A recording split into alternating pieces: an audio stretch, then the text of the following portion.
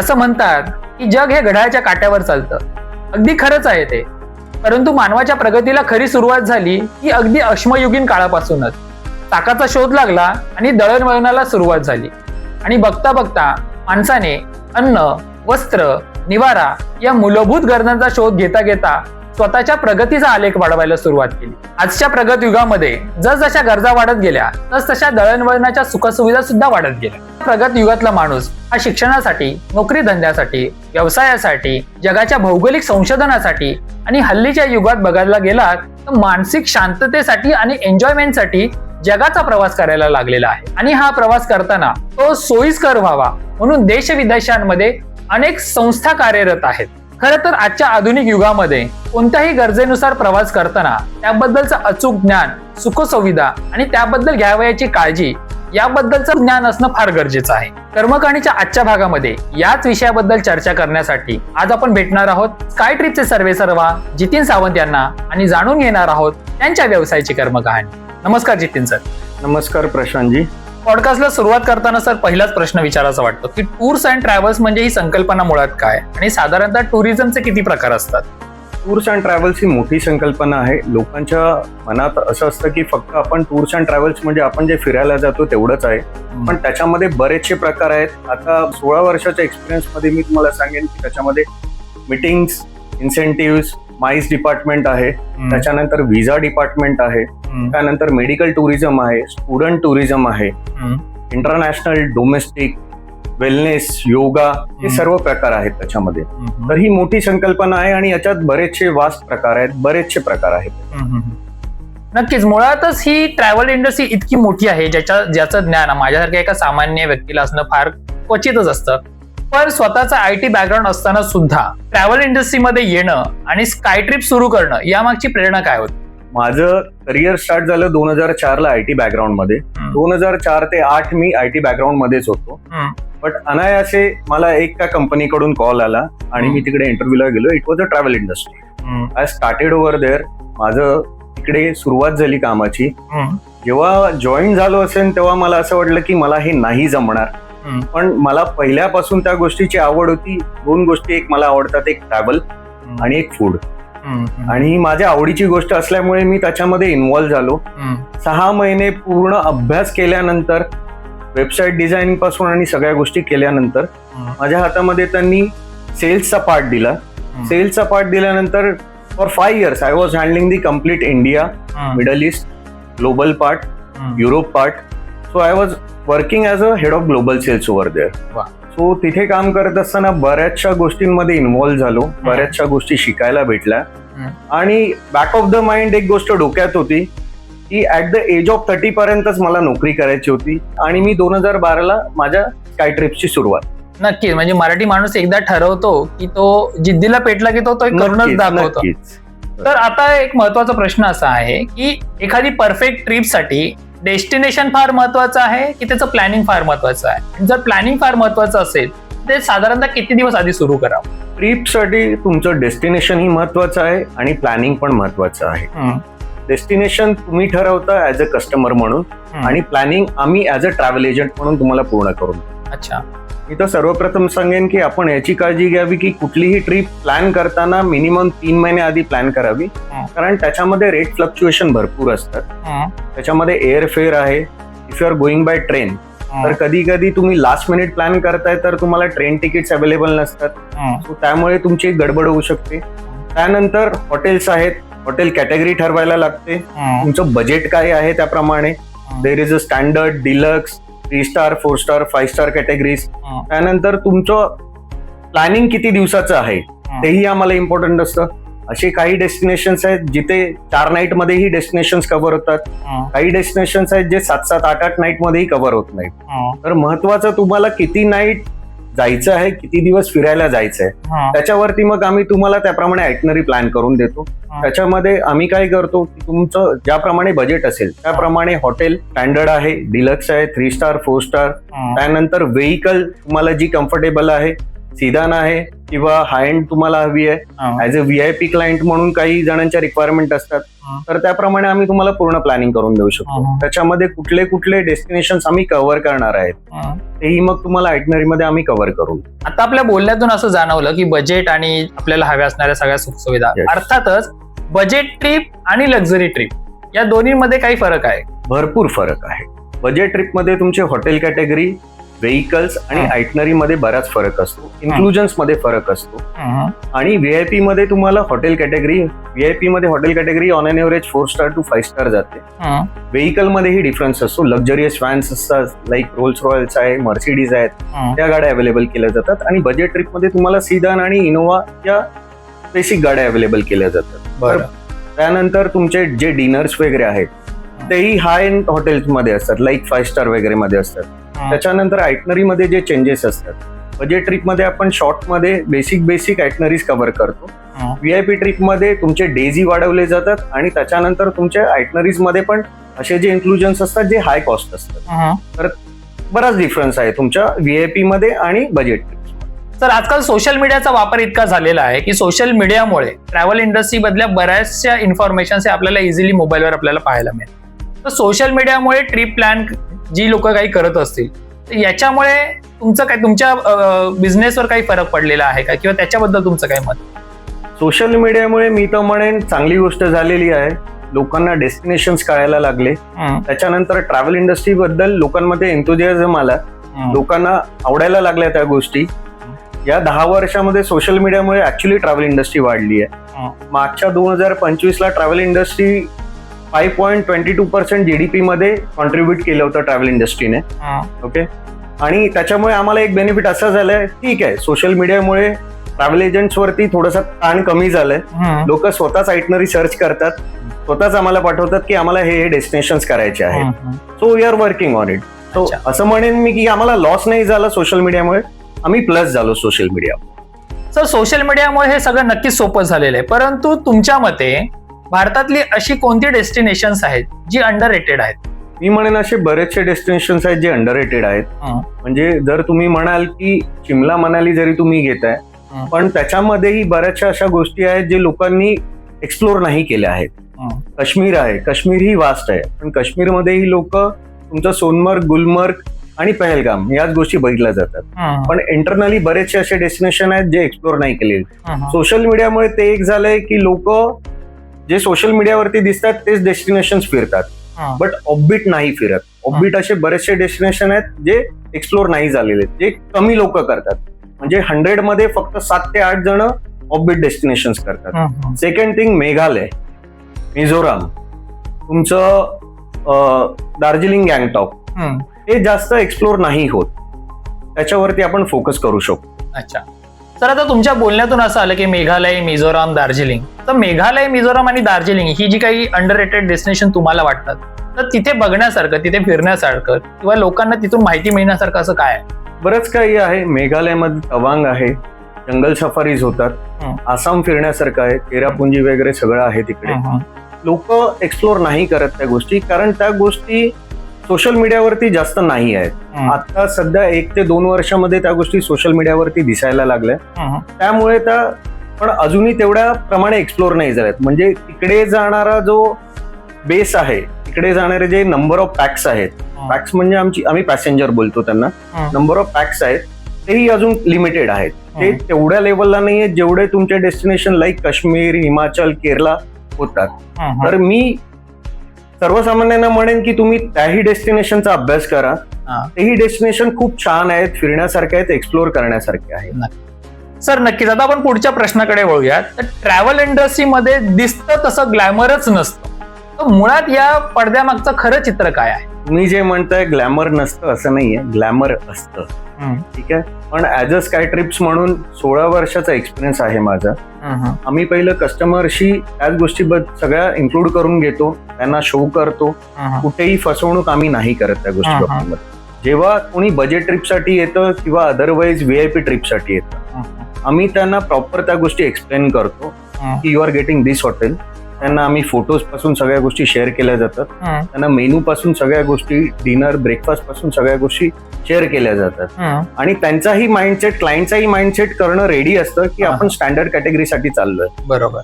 कधी काय होतं की क्लायंटचा माइंडसेट असा असतो की I am paying money, but तो मनी किती पे करतोय, तो पेमेंट किती करतोय, त्या गोष्टीवरतीही डिपेंड असतं आमची हॉटेल कॅटेगरी. बरोबर. सर आम्ही जेव्हा स्टँडर्ड कॅटेगरी किंवा बजेट ट्रिप प्लॅन करतो तेव्हा आम्ही त्या गोष्टी त्यांना एक्सप्लेन करतो. तुम्ही हाय एक्सपेक्टेशन ठेवून जाऊ नका.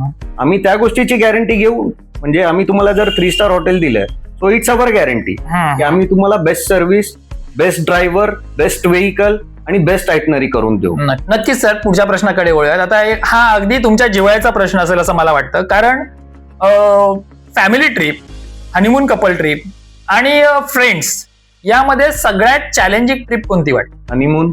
कारण लग्नानंतर सर्वांना जेव्हा फर्स्ट टाइम हनीमूनला जातात तेव्हा काही एक्सपेक्टेशन्स असतात. ठीक आहे, तर त्याप्रमाणे आम्हाला त्या गोष्टी प्रोव्हाइड कराव्या लागतात. It's like a candle light dinner असू दे किंवा डेकोरेशन्स असू दे, रूम डेकोरेशन्स पासून या सर्व गोष्टी कराव्या लागतात. तर त्या खूप इम्पॉर्टंट आहे, कारण त्यांचं जर पॅकेज व्यवस्थित नाही झालं, it's a cream client for me, because when they are coming for the first trip of the honeymoon, माझ्यासाठी तो कंटिन्युअस क्लायंट आहे. जर त्याची मी फर्स्ट ट्रिप सक्सेसफुल करून दिली सो तो माझ्यासाठी रिकरिंग कस्टमर आहे. सो त्यासाठी आमचे जास्त प्रयत्न असतात की हनीमून ट्रिप चांगली व्हावी, त्याच्यामध्ये त्यांना डिफरंट इन्क्लुजन्स द्यावे, म्हणजे कॅन्डल लाईट डिनर पासून बऱ्याचशा गोष्टी करता येतात त्या करून द्यावा. आणि कधी कधी असं होतं की आम्ही त्या गोष्टी कॉम्प्लिमेंटरीही करून देतो. अच्छा, म्हणजे ऍज पर कस्टमरने न सांगताही मी बऱ्याचशा गोष्टी केलेल्या आहेत. म्हणजे आता लास्ट एक मी VIP ट्रिप केली होती थायलंडची. गेस्टच्या वाईफचा बर्थडे होता. त्याला आम्ही आधी विचारलं होतं की तुम्हाला डेकोरेशन पासून सगळ्या गोष्टी करायच्या आहेत का? तो मला म्हणाला की नाही करायच्या आहेत. पण मी फ्रॉम माय साइड त्या गोष्टी मी स्वतः करून दिल्या.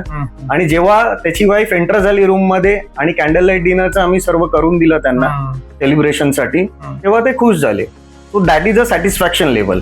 आणि जेव्हा ते हॅपी होतील ते आमच्यासाठी प्लस पॉइंट आहे आमच्यासाठी. तर आम्हीही स्वतः त्या गोष्टी करतो. अशी एखादी कुठली आठवण आहे का हनीमून कपल्सच्या बाबतीत जी फार चॅलेंजिंग होती? आहे, एक ट्रिप आहे जी मी 2016ला केली होती. एक हनीमून कपल होतं जे सिंगापूरला गेलं होतं. त्यांची ट्रिप होती 5 नाईट 6 डेजची सिंगापूर मलेशिया.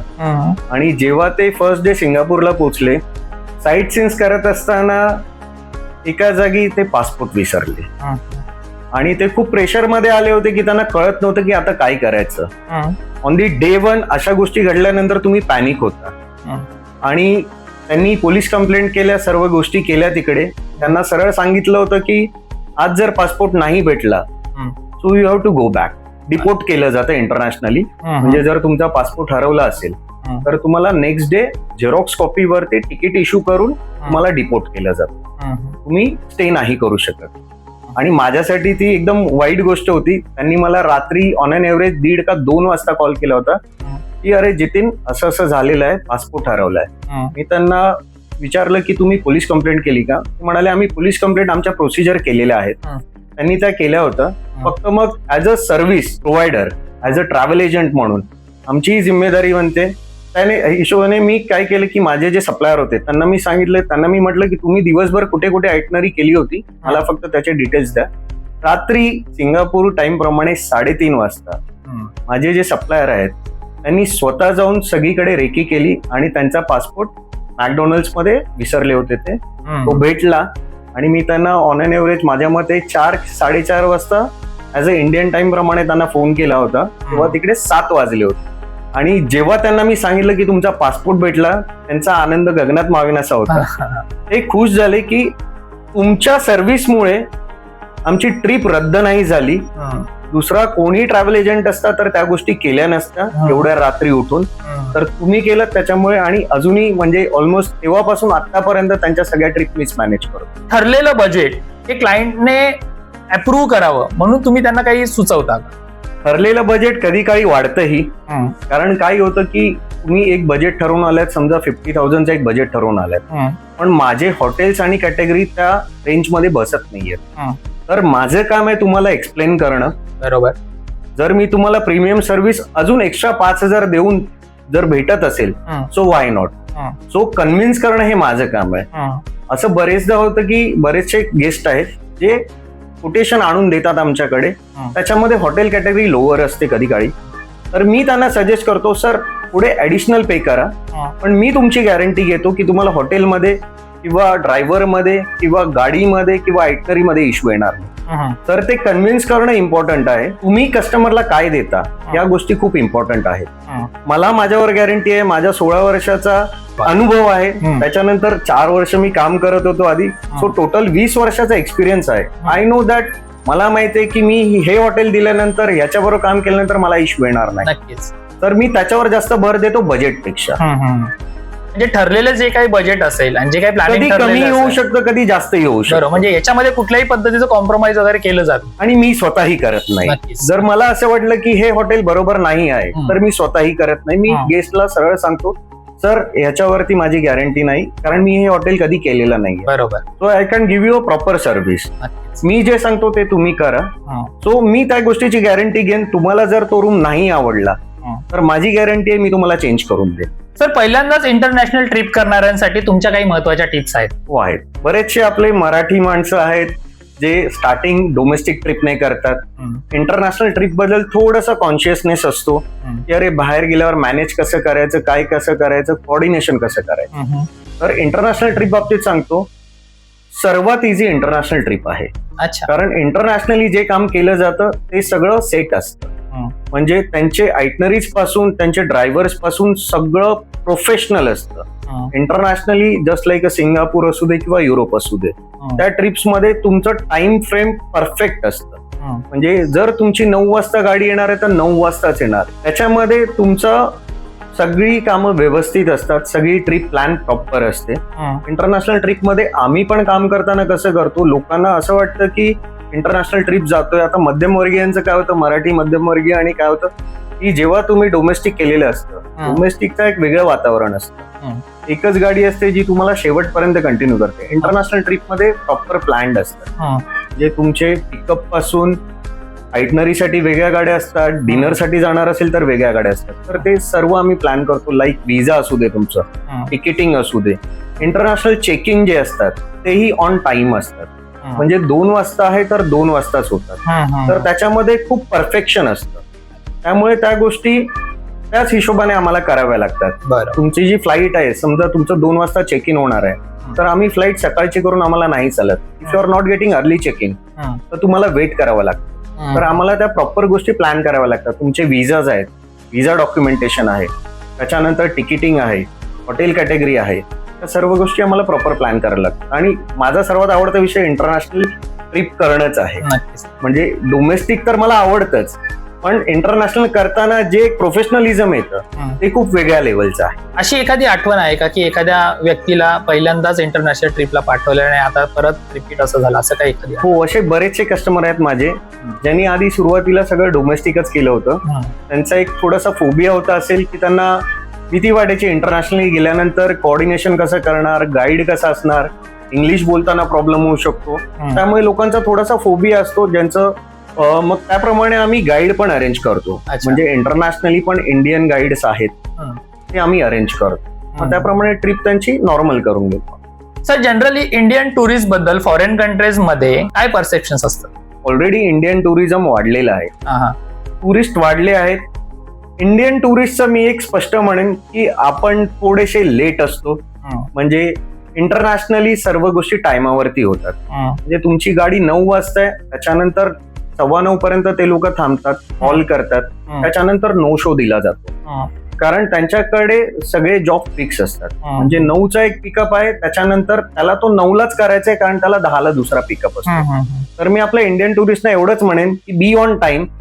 बाकी सर्व गोष्टी सप्लायर मॅनेज करतातच, बाकी सर्व गोष्टी आम्हीही मॅनेज करतो. बाकी इंडियन टुरिस्ट बद्दल पीपल आर हॅपी.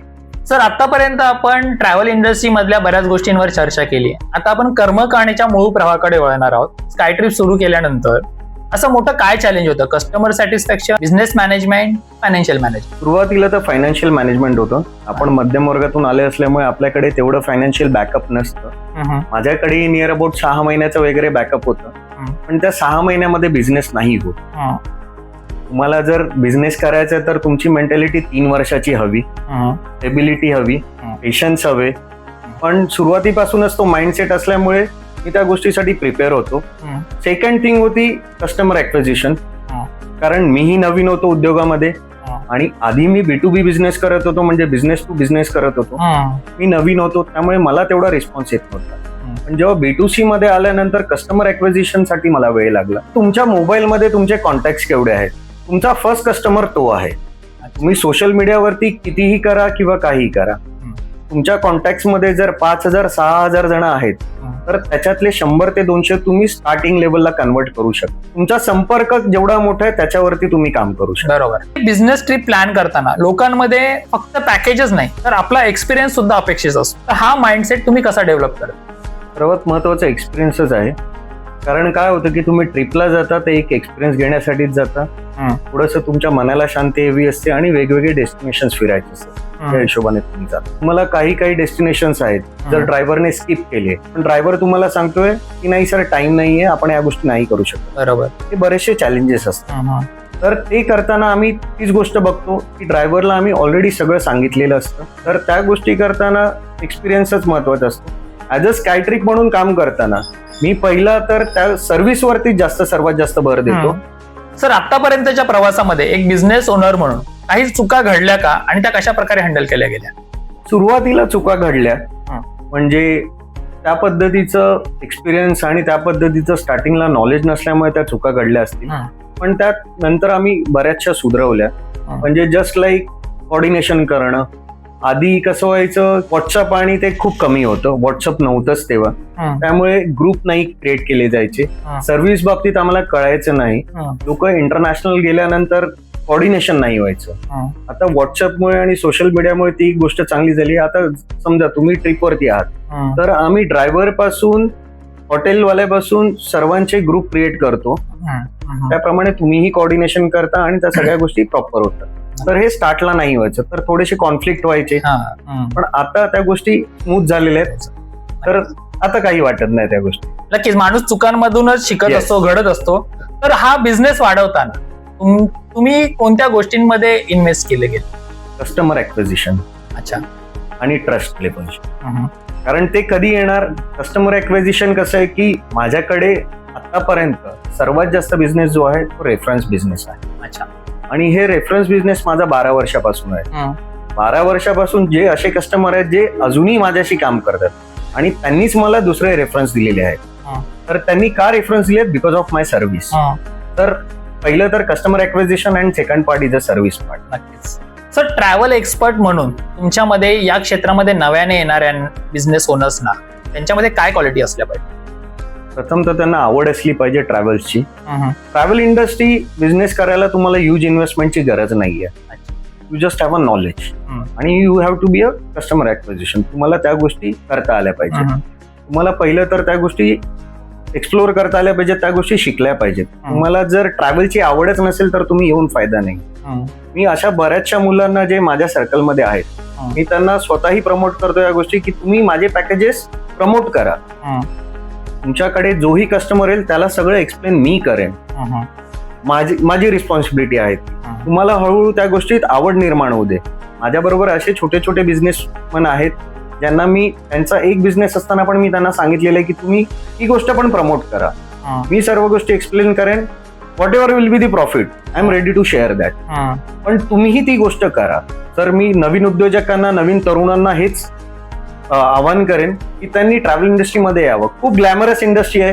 तुम्हाला फिरायलाही भेटतं, सगळ्या गोष्टी आहेत, तुम्हाला एक्सप्लोर करायला भेटतं, तुम्हाला कनेक्ट वाढतात, तुम्ही लोकांमध्ये जोडले जातात, तुम्ही इंटरनॅशनली मार्केटमध्ये जोडले जातात, तुम्हाला इंटरनॅशनल मार्केट, डोमेस्टिक मार्केट सगळं कळतं. तर नवीन तरुणांना एवढंच म्हणेन की त्यांनी यामध्ये यावं. सर, हल्लीच्या तरुणांमध्ये पेशन्स आणि या सगळ्या गोष्टींची फार कमी आहे, तर याच्याबद्दल तुम्ही काय सांगा? बिझनेसमध्ये यायचं तर तुम्हाला पेशन्स हवे.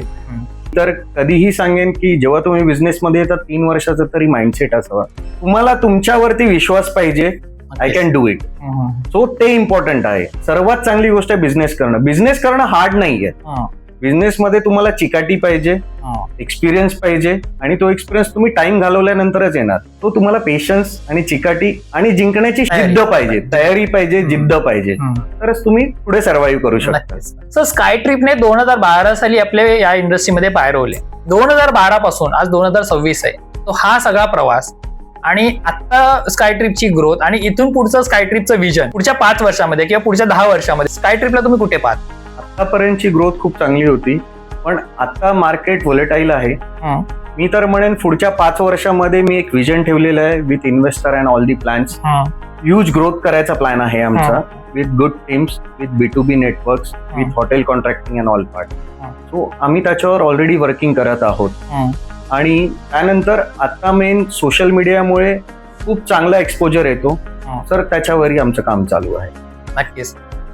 जगभर लोकांना प्रवास घडविणारे आपण आज कर्मकाणीच्या मंचावर स्वतःचा प्रवास उलगडताना कसं वाटतं? खूप छान वाटतंय.